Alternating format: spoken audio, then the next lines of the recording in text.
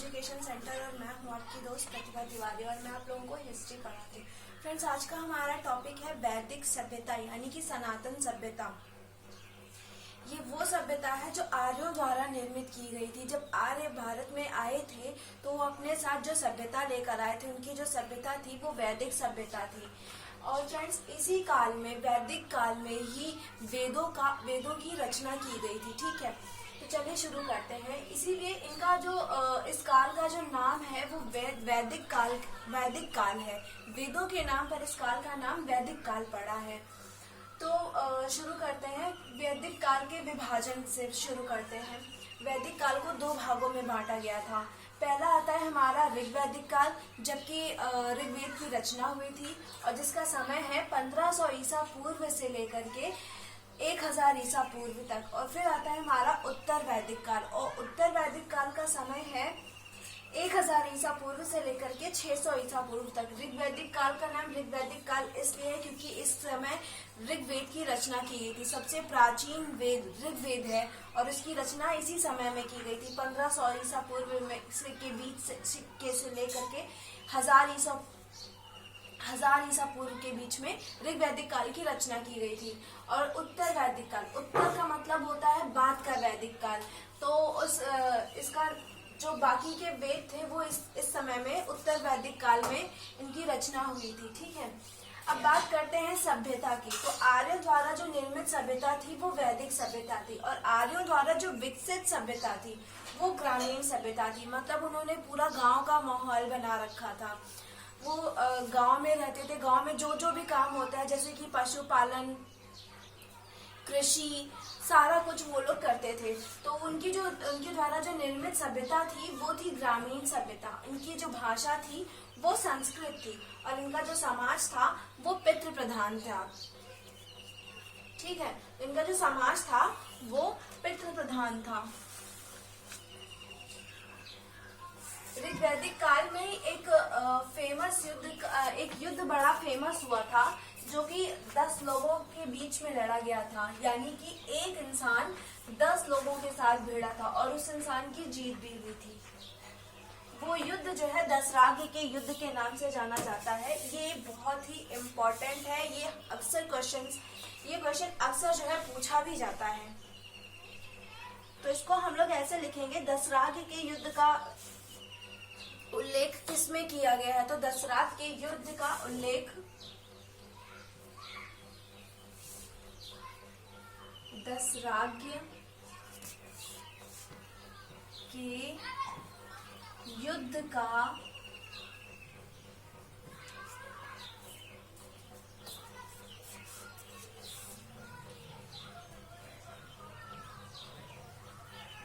उल्लेख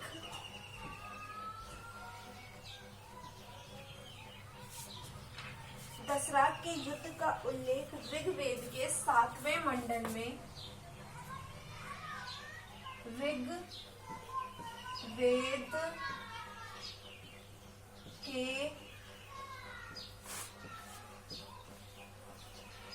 7वें मंडल में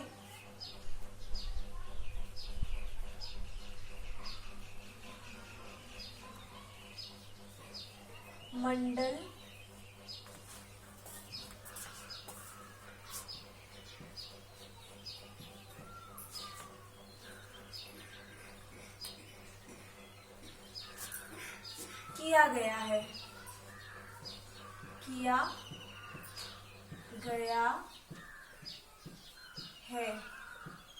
ठीक है, तो दशराग के जो युद्ध था उसका उल्लेख कहाँ पर किया गया है? तो दशराग के युद्ध का उल्लेख ऋग्वेद के 7वें मंडल में किया गया है।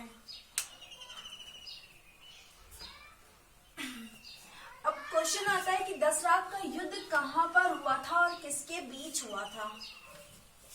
ठीक है, क्वेश्चन आता है कि दशराग के युद्ध का जो युद्ध था वो कहाँ हुआ था और किसके बीच में हुआ था? तो फ्रेंड्स, दशराग का युद्ध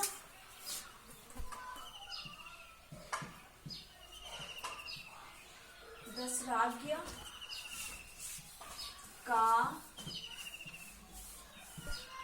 युद्ध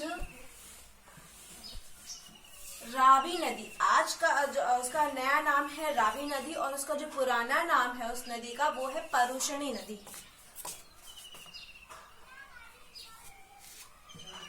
परुषणी नदी, परुषणी, परुषणी यानी कि रावी, रावी नदी के किनारे, नदी के किनारे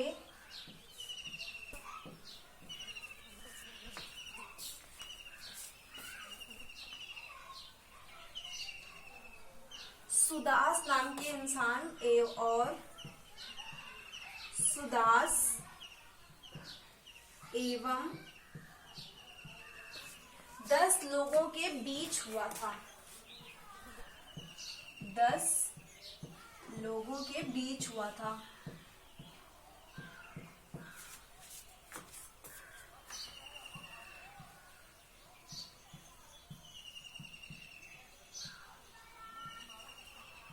हुआ था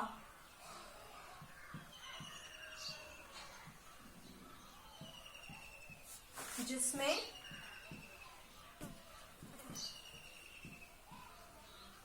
सुदास विजयी हुआ था,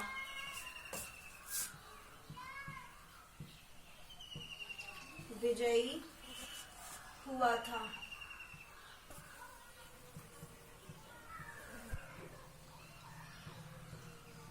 ठीक है, तो फ्रेंड्स क्वेश्चन आता है कि दशराग के युद्ध का उल्लेख कहाँ किया गया था। तो दशराग के युद्ध का उल्लेख जो था वो ऋग्वेद के 7वें मंडल में किया गया है।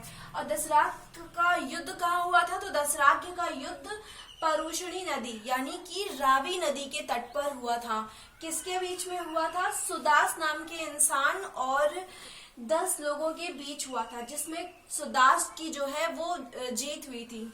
ठीक है, अब बात करते हैं आर्यों का रहन सहन कैसा था, वो लोग कैसे रहते थे, क्या उनका मुख्य पेय पदार्थ क्या था, वो लोग क्या उनका रोजगार क्या था। ठीक है,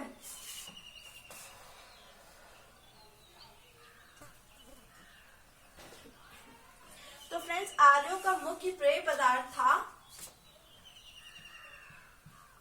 आर्यों का मुख्य पेय पदार्थ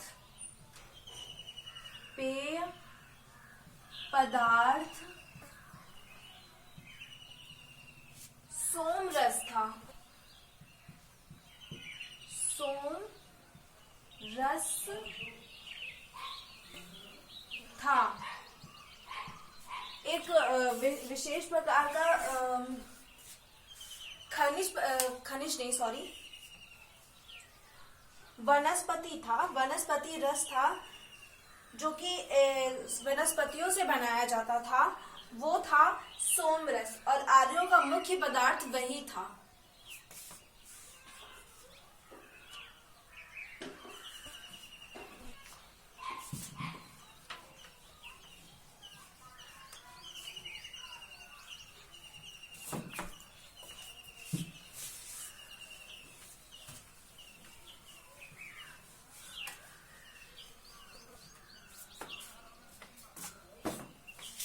और आर्यों का मुख्य व्यवसाय क्या था, तो आर्यों के 2 मुख्य व्यवसाय थे, पहला पशुपालन था, दूसरा कृषि था। ठीक है, तो यहाँ पर हम लोग लिखेंगे कि आर्यों का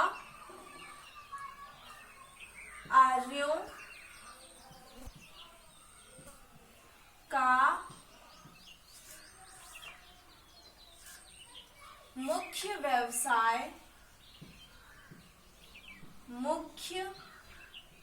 व्यवसाय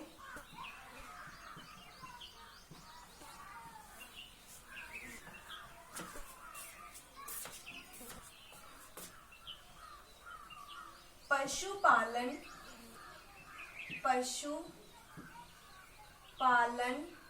एवं कृषि था, था। ठीक है, तो आर्यों के टाइम पे जो क्षत्रिय थे, जो राजा थे, उनके मनोरंजन का साधन क्या था? तो फ्रेंड्स, उनके मनोरंजन का साधन था संगीत। मैं लिख के बताती हूँ कि आर्यों के मनोरंजन का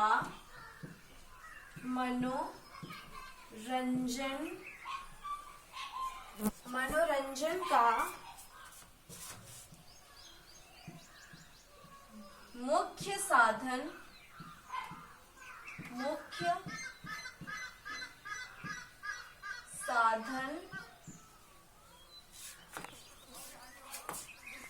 साधन पहला तो था रथ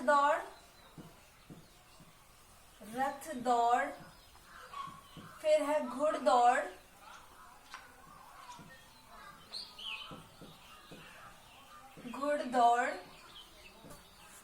फिर है संगीत,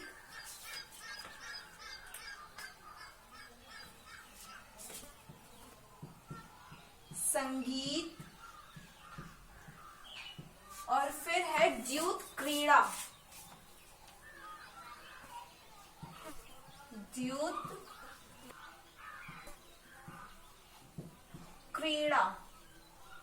ठीक है, तो फ्रेंड्स, आर्यों के मनोरंजन यानी कि उनका जो टाइम पास की चीज थी वो क्या थी? तो वो थी रथ दौड़। उनके पास उस टाइम पे जैसे हम लोग हैं, साइकिल है, बाइक है, कार रेस करते हैं, वैसे ही वो लोग रथ दौड़ करते थे। प्लस वो लोग घुड़दौड़ यानी कि घोड़ों की भी रेस लगाते थे।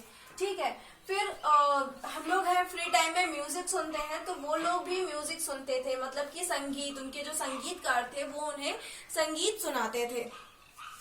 फिर है द्यूत क्रीड़ा यानी कि जुआ, वो लोग जुआ खेलते थे फ्री टाइम में।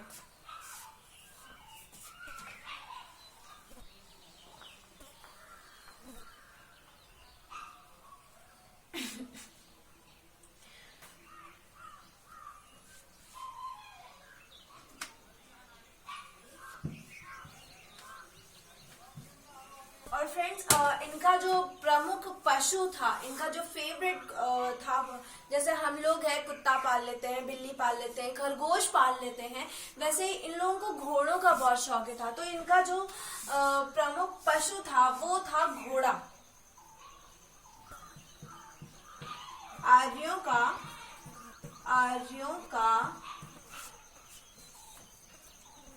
प्रिय पशु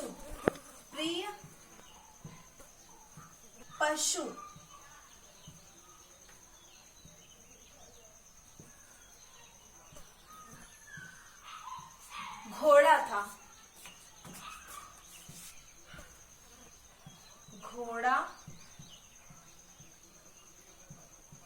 था। ठीक है, तो फ्रेंड्स, ये थी आर्यों की जानकारी कि आर्य भारत में कब आए, कैसे आए, आर्यों द्वारा विकसित सभ्यता क्या थी, आर्यों द्वारा निर्मित सभ्यता क्या कहलाती थी, आर्यों का व्यवसाय क्या था, आर्य क्या खाते थे, क्या पीते थे, उन्हें क्या पसंद था, क्या नहीं। ठीक है, अब हम बात करते हैं नेक्स्ट टॉपिक की।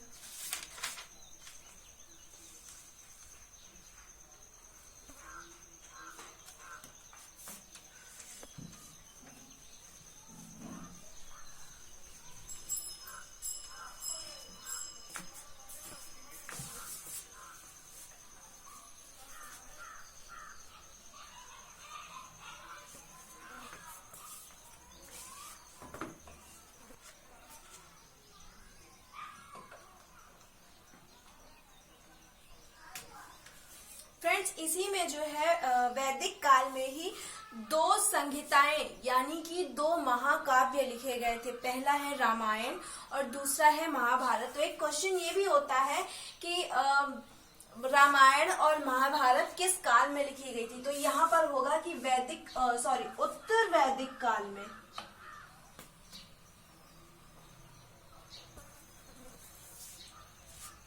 उत्तर वैदिक काल में वैदिक काल में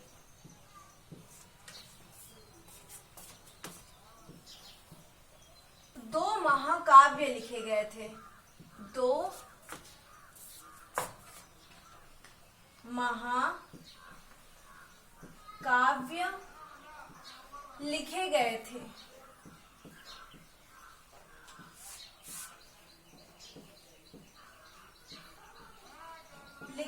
कौन कौन से थे? पहला था रामायण, और दूसरा था महाभारत।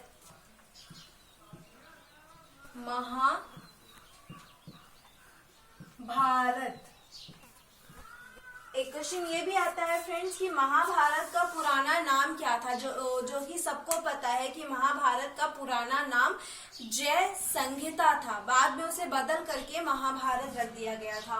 ठीक है, तो एक क्वेश्चन का आंसर ये भी हो गया कि महाभारत का पुराना नाम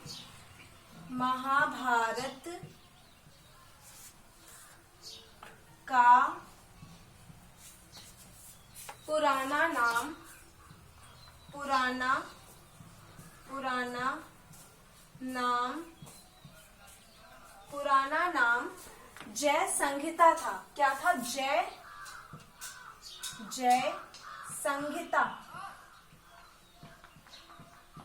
संहिता था, जिसे बाद में बदल करके महाभारत कर दिया गया।